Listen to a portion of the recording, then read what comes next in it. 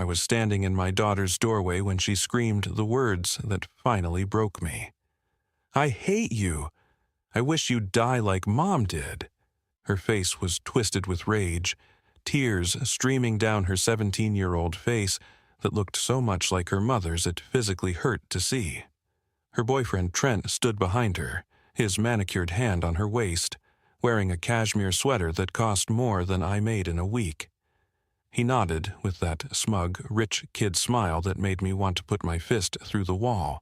"Vera deserves a real father," he said, his eyes scanning my oil-stained warehouse uniform with undisguised disgust. "Not some broke loser who can't even afford her college tuition.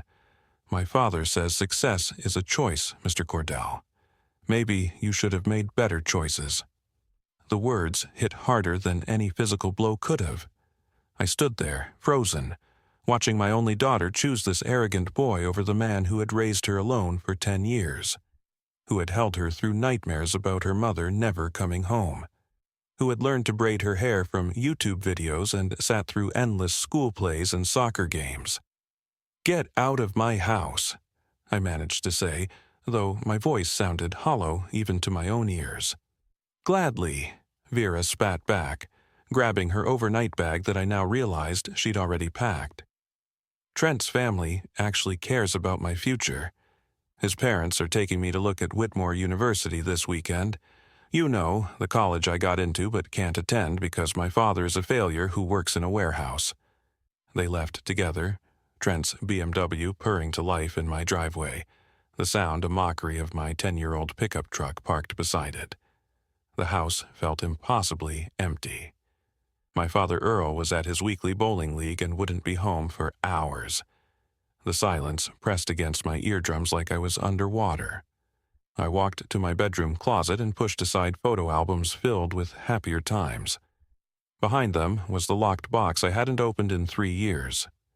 Inside was my service revolver from my brief time as a reserve deputy, back when I thought I might make something more of myself. The metal was cold and heavier than I remembered. 6 bullets. More than enough. I drove to the overlook near Silver Creek Bridge, the new one they built after the collapse that took Nadia. The same water that swallowed my wife 10 years ago reflected the bridge lights like broken glass. I parked my truck and sat there with the gun on my lap, writing a note on the back of an old warehouse receipt. "Vera, I'm sorry I couldn't be the father you deserved. The life insurance should cover college. Despite everything, I love you. Dad." The barrel was cold against my temple. My finger found the trigger. This would solve everything. Vera would get the insurance money, go to her precious Whitmore University, marry someone like Trent, and never have to be ashamed of her father again. My hand was steady. I'd made my decision. Then my phone rang. The screen showed an unknown international number. Who calls at 11:30 at night from overseas? Wrong number, probably. Some scam call, but something made me lower the gun and answer. Maybe I wanted to hear another human voice one last time, even if it was just someone trying to sell me extended warranty coverage. "Is this Mason Cordell?" The voice was male, heavily accented and nervous. "Yeah, who's this?" "My name is Ramon Vega. I'm a private investigator calling from Colombia. Please don't hang up. This is about your wife, Nadia Cordell." The gun nearly slipped from my other hand. "If this is some kind of sick joke or scam, I swear to God I will track you down and make you regret it." "No scam, Mr. Cordell. Please listen. Your wife didn't die in that bridge collapse. She's alive." The words didn't make sense. They bounced around in my head like pinballs finding no place to land. "That's impossible. Her car went into the river. The police confirmed it." "She wasn't in the car when it went over, Mr. Cordell. She's been trying to get back to you and your daughter for 10 years. She's been looking for you, searching for you. She's alive, and she needs your help." I set the gun on the dashboard with shaking hands. Either I was having a breakdown, or this stranger was about to change everything I thought I knew about the worst night of my life. "Keep talking," I heard myself say, as the bridge lights blurred through sudden tears. Life hadn't always been this broken. 10 years ago, I had everything a man could want without even knowing how precious it all was. I had Nadia, my beautiful Colombian wife with eyes like dark honey and a laugh that could fill every corner of our small house. I had Vera, our 7-year-old daughter who wore princess dresses to grocery stores and insisted on kissing every stuffed animal goodnight before bed. I had a steady job at the paper mill that paid enough for mortgage payments, Saturday pizza nights, and even a week at the lake every summer. We lived in a 2-story blue house on Maple Street with white shutters that Nadia painted herself while 5 months pregnant. She'd stood on that ladder despite my protests, singing Colombian folk songs her grandmother taught her, determined to make everything perfect before the baby arrived. The backyard had a garden where she grew tomatoes, peppers, and sunflowers that reached toward the sky like yellow prayers. Every spring, she and Vera would plant new seeds, their hands covered in soil, their matching smiles bright in the afternoon sun. Nadia worked part-time at the elementary school as a teacher's aide. The kids loved her because she never talked down to them and always kept butterscotch candies in her pocket. She'd come home with stories about little Tommy who finally learned to read, or Sweet Maria, who drew pictures of our family because she wished Nadia was her mom too. In the evenings, she'd help Vera with homework at the kitchen table, while I cooked dinner, usually something simple like spaghetti or grilled cheese, but Nadia acted like every meal I made was gourmet. We had routines that felt like religion. Sunday mornings meant pancakes shaped like Mickey Mouse.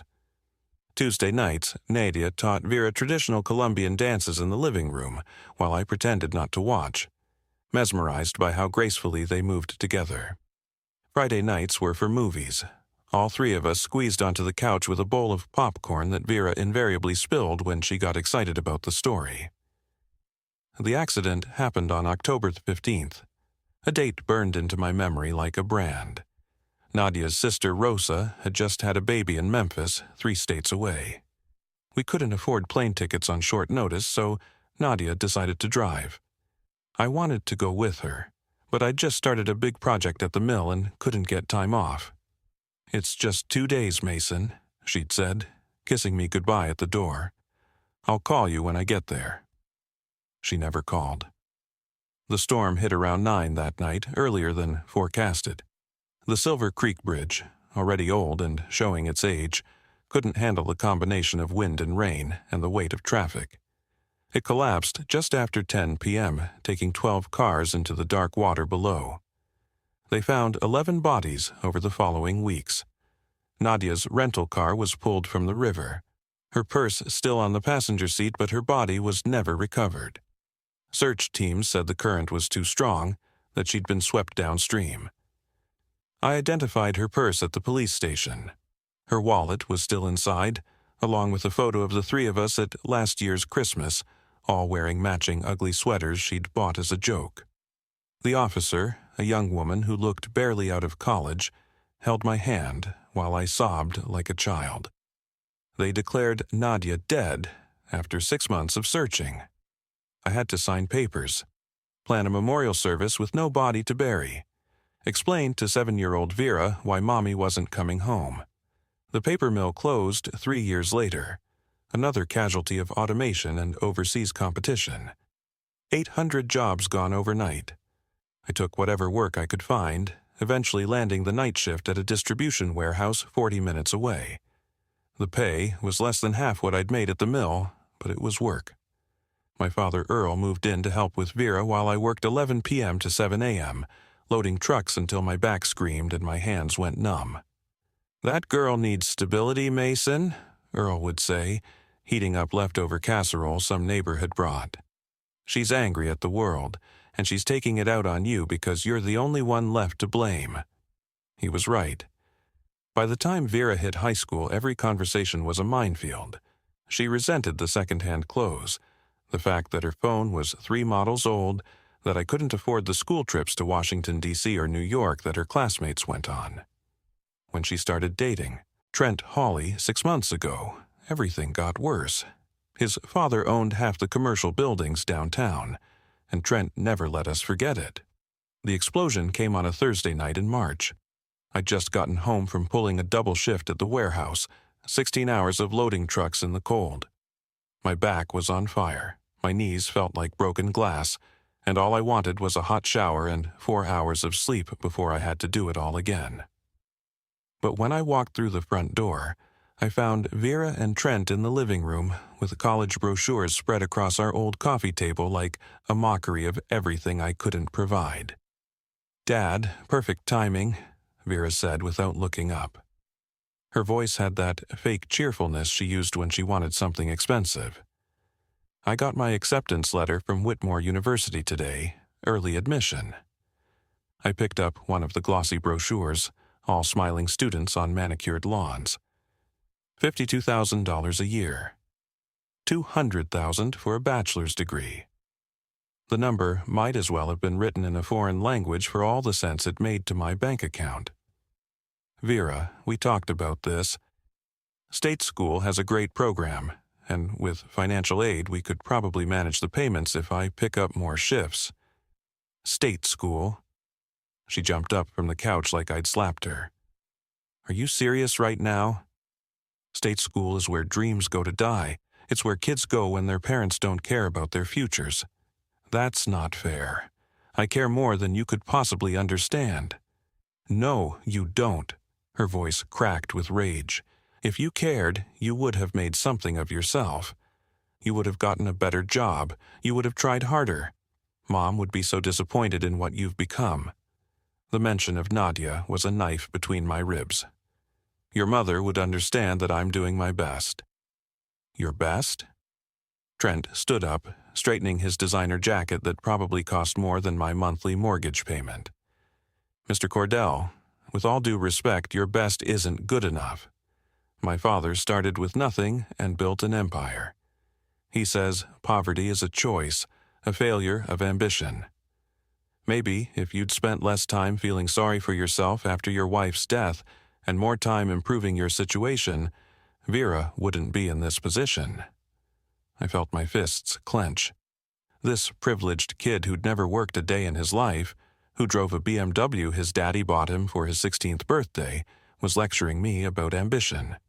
"You don't know anything about our situation, Trent." "I know enough," he said, pulling Vera closer to him. "I know Vera's brilliant and deserves better than community college or some state school filled with mediocre students. I know my family can provide opportunities you never could. My father's already written her recommendation letter for Whitmore. He's golf buddies with the dean." Vera looked at me with eyes full of resentment. "Trent's parents are taking me to tour the campus this weekend. They're paying for everything, the flight, the hotel, meals, because they actually believe in investing in my future. Vera, please, we can make state school work. You can transfer after 2 years if you want, once we've saved more money." "Save money?" She laughed bitterly. "You can't even afford to fix the washing machine that's been broken for 3 months. We wash our clothes in the bathtub, Dad. The bathtub. Do you know how humiliating it is when Trent asks why my clothes smell weird? If Trent really cared about you, he wouldn't judge you for things like that. God, you're pathetic," she screamed. "You work in a warehouse. A warehouse. Loading boxes like some kind of robot. Mom would have wanted more for me. She came to this country for opportunities, and you're wasting all of them. Don't you dare use your mother's memory against me." "Why not? She's dead because of you. Because you couldn't afford a decent car for her. Because you made her drive alone in that storm to see her sister because we couldn't afford 2 plane tickets. She died because you failed her, just like you're failing me now." Each word was a hammer blow. My chest felt tight, my vision blurred. Trent stepped forward, his expression smug. "Mr. Cordell, maybe it's time to accept that Vera needs a different environment. My parents have offered to let her stay with us until graduation. We have a guest suite bigger than this entire house. She'd have everything she needs to succeed." "Over my dead body," I whispered.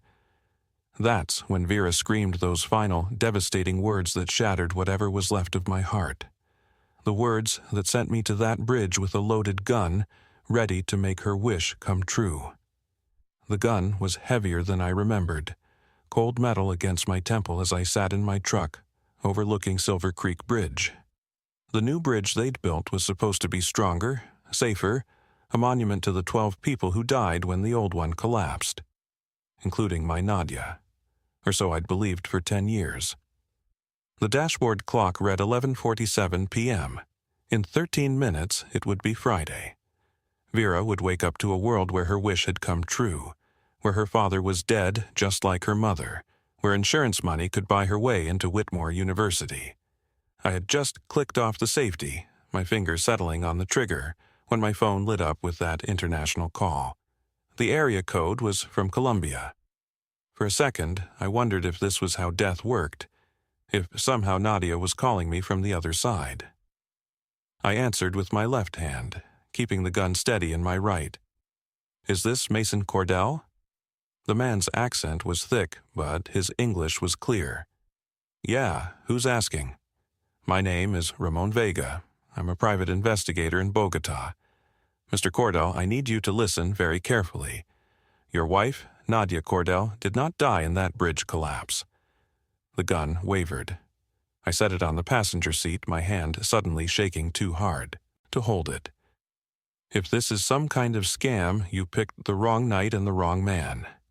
"No scam, sir. I'm sending you a photograph right now. Please look at it." My phone buzzed with an incoming message. I opened it with trembling fingers.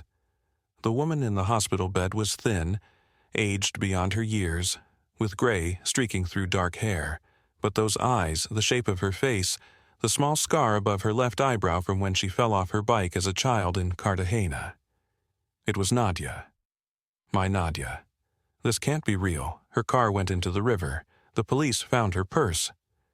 She was taken before the bridge collapsed, Mr. Cordell, about 2 miles before. The people who took her threw her purse in the car and pushed it toward the bridge to make it look like she died in the accident. They knew the bridge was unstable, that it would likely collapse in the storm. It was perfect cover for a kidnapping. My mind reeled. Who would take her? Why? Her family in Colombia had debts, Mr. Cordell, debts to very dangerous people. When her father died 5 years before she met you, those debts passed to her. She thought she'd escape them by coming to America, by marrying you, by building a new life. But these people have long memories and longer reaches. They took her back to Colombia to work off the debt in their operations. Operations? I could barely form the word. She's been held on a farm in the mountains, doing agricultural work, cooking, cleaning. Essentially, slave labor. She's attempted to escape 7 times over the years. Each time they caught her, they moved her somewhere more remote. But 3 weeks ago, during a transfer between locations, their vehicle crashed. She managed to get to a hospital in Cartagena. That's where she found me. How do I know you're telling the truth? How do I know this isn't just an elaborate con? She told me to tell you specific things. She said you proposed to her at a gas station at 2 in the morning after her car broke down. You said you didn't have a ring, but you had a quarter for the gumball machine, and if she got the red one, it meant she had to marry you. She got the red one. My chest tightened. I'd never told anyone that story, not even Vera. Keep going. She said Vera's first word was Papa, even though Nadia spent months trying to make it Mama. She said you have a scar on your left shoulder from falling off the roof putting up Christmas lights in 2010. She said you sing Beatles songs in the shower, but always get the lyrics wrong. She said you put ketchup on your eggs and it disgusts her, but she loves you anyway. Tears were streaming down my face now. Where is she? How do I get to her? That's why I'm calling, Mr. Cordell. She's very sick. 10 years of malnutrition, untreated injuries from the escape attempts, and now pneumonia from exposure after the crash. The hospital in Cartagena is basic. She needs better care, and she needs to come home. But there are complications. What kind of complications? Legal ones. She's been declared dead in America.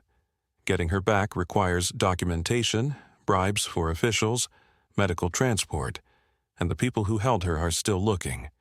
We need to move fast and quietly. I I can arrange everything, but it will cost $15,000. 15,000. 3 months of my gross pay if I worked every possible shift. Money I didn't have. I looked at the gun on the passenger seat, then at the picture of Nadia on my phone. The choice was suddenly crystal clear. $15,000, I repeated, staring at Nadia's photograph on my phone screen. I need proof this is real. I need to talk to her. She can't speak much, Ramon said.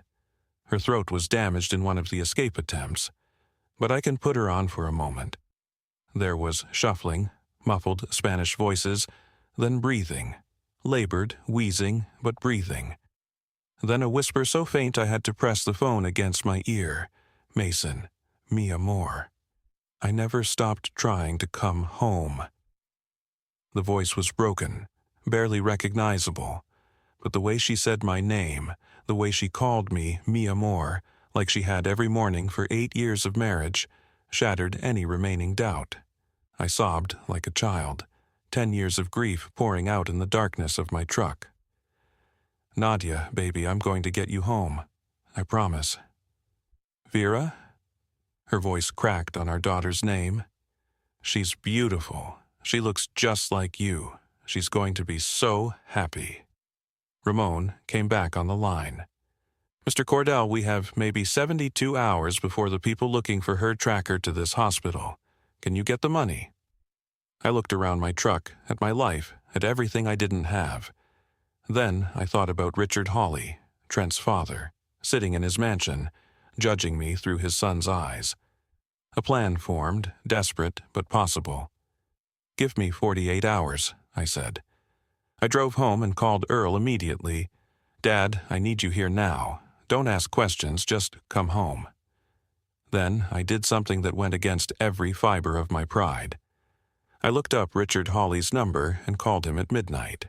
His voice was alert, probably working late on some $1 million deal. Mr. Hawley, this is Mason Cordell, Vera's father. I need to meet with you tonight. It's about a business proposition. It's midnight, Cordell. It's urgent. I promise it will be worth your time. An hour later, I was sitting in Richard Hawley's home office, a room with leather-bound books he'd probably never read, and a desk that cost more than my truck. The house was quiet. Trent and Vera were upstairs, probably asleep in one of the guest suites. I'll sell you my house, I said without preamble. It's worth $60,000. I owe $15,000 on the mortgage. I'll take $20,000 cash for my equity, and I need it tonight. Richard leaned back, studying me like I was a business prospectus. Why would I want your house? Because your son wants my daughter, and my daughter wants the life you can provide. Buy my house, rent it back to me for whatever you want. Tell Vera it's an investment in her future. Tell her nothing. I don't care. I just need $20,000 in cash by morning. This is about more than Vera's college, isn't it? I pulled out my phone and showed him Nadia's picture. My wife is alive. She's been held captive in Colombia for 10 years. I need $15,000 to get her home safely. The rest is for medical care once she's here. His expression shifted, the businessman facade cracking slightly. That's impossible. That's what I said, but it's true. And if you don't help me, I'll still find a way. I'll sell everything, work myself to death if I have to. But when Nadia comes home and Vera learns the truth, she'll know that every cruel thing she said to me tonight was based on a lie. She'll know that her mother has been trying to get back to us for 10 years while she wished I was dead. It will destroy her. That sounds like emotional blackmail, Cordell. No, it's a father trying to save both parts of his family. Help me bring Nadia home, and I'll make sure Vera's relationship with Trent continues smoothly. Don't help me. And when the truth comes out, Vera will never forgive herself, or anyone who stood between her parents reuniting. Richard stood and walked to a painting on the wall. Behind it was a safe. You know, Cordell, I've always thought you were weak, letting life defeat you after your wife's death. Maybe I was, but I'm not anymore. He pulled out stacks of cash, counting them methodically. $20,000. The house papers will be drawn up tomorrow. You'll sign them and rent the house back for $1 a month until Vera graduates college. $1? I'm not a complete bastard, Cordell. Besides, this makes a better story. The triumphant return, the father who saved his wife, the family reunited. It's good for Vera, and what's good for Vera is good for my son. I took the money, my hands shaking. Thank you. Don't thank me yet. You still have to get her home safely. 3 weeks later, I stood at Miami International Airport with Vera beside me. She kept checking her phone, irritated that I dragged her here on a Saturday morning. Dad, seriously, what is this about? Trent's family is having brunch at the country club and I'm supposed to be there. Just watch that door, Vera, please. Why are you being so weird? You've been acting strange for weeks. Even Earl's been jumpy. Then the automatic doors opened. A wheelchair came through first, pushed by a nurse in blue scrubs. The woman in the chair was thin, fragile-looking, wearing a simple dress and a red scarf around her damaged throat. But when she saw us, when her eyes found Vera, she tried to stand despite the nurse's protests. Vera's phone slipped from her hand, clattering on the floor. "Mom?" Nadia nodded, tears already streaming down her worn face. "My baby, my beautiful baby girl." Vera ran. She crossed that airport floor like she was 7 years old again, flying into her mother's arms with a sob that came from somewhere deep and broken inside her. They collapsed together, the wheelchair rolling backward as they held each other. I stood back, letting them have their moment, watching my daughter's world rebuild itself in real time. People stopped to stare, some pulling out phones to record what they thought was a soldier's homecoming or a long-lost reunion. They weren't wrong about the last part. In the car, Vera sat in the back with Nadia, refusing to let go of her hand. She kept touching her mother's face, her hair, like she needed constant proof this was real. "I don't understand. How? The bridge, the police said you were dead." Nadia's voice was barely a whisper, her throat still healing. "Bad people took me, Misha, people from my past in Colombia, but I never stopped fighting to come home. Every day for 10 years, I fought to come back to you and your father." "Dad?"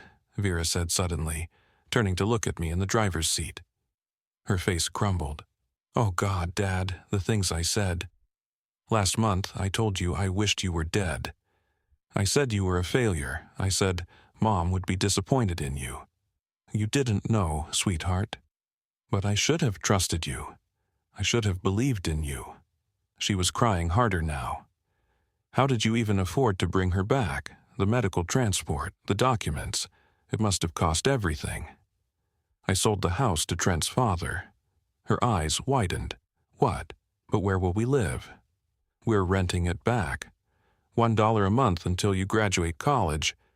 Richard Hawley may be a lot of things, but he understood that bringing your mother home was more important than his opinions about my financial status." Nadia squeezed my hand from the back seat, then spoke carefully. "Mason, there's something else. The people who held me, they weren't random criminals. My father had debts to a cartel before he died. I thought I'd escaped that life when I came to America. I was wrong. They may still be looking for me. We'll handle it together. Ramon Vega is working with immigration lawyers to get you protected status. You're home now. That's all that matters." When we pulled up to our house, Earl was waiting on the porch. The tough old veteran who'd raised me after my mom died, who never cried at anything, had tears rolling down his weathered face. "I'll be damned," he said, helping Nadia from the car. "Welcome home, sweetheart." That evening, Trent came by to pick up Vera for some event. He stood in our doorway, his confidence evaporating when he saw Nadia. "Mrs. Cordell, but we thought you were dead." "Apparently not," Nadia said, her damaged voice still carrying authority. "You must be Trent. Vera's told me about you. She says you think her father is a loser." Trent's face reddened. "I didn't mean... I was just trying to motivate Vera to want more." "More?" Nadia stood slowly, still weak, but drawing strength from somewhere deep. Let me tell you about more, young man. My husband just moved heaven and earth to bring me home. He sold everything he owned, sacrificed his pride, worked with people who'd insulted him, all to save me. That's not a loser. That's what love looks like. And if you can't see that, if you can't respect that, then you're not worthy of my daughter. Vera looked at Trent, then at me, then at her mother. Trent, I think you should go. Actually, I think we're done. After he left, Vera hugged me for the first time in years. I'm sorry, Dad. I'm so sorry for everything. We're still in that house, still struggling with money, still healing from 10 years of separation. But we're together. Every morning I wake up and check that Nadia is really there, really breathing beside me. She has nightmares sometimes, wakes up screaming in Spanish about running. Always running. But she's home. If you're watching this, remember that sometimes the story isn't over when you think it is. Sometimes the dead aren't dead. Sometimes a phone call in your darkest moment changes everything. The difference between an ending and a beginning is just being willing to answer when life calls. Thank you for listening to my story. If it touched you, please like this video and share it with someone who needs to hear that hope exists even in the darkest moments. Leave a comment about a time when your life changed with a single phone call. And don't forget to subscribe to this channel for more incredible true stories of families reunited against impossible odds. Remember, your story isn't over. Not yet.